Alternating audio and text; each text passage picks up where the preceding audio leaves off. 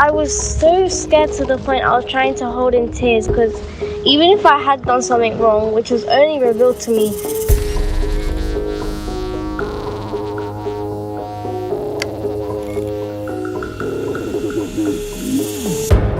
but I thought it meant I would be going to prison. But overall, it was my first experience face to face with the police at 12 years old.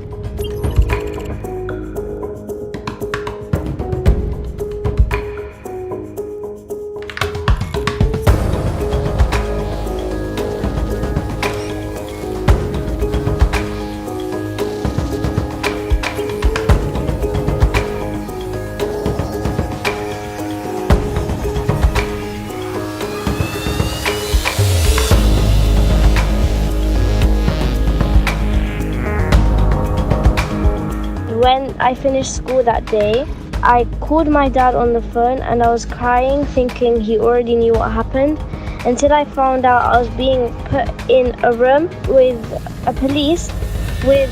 no warning and no explanation, without any of my parents' permission.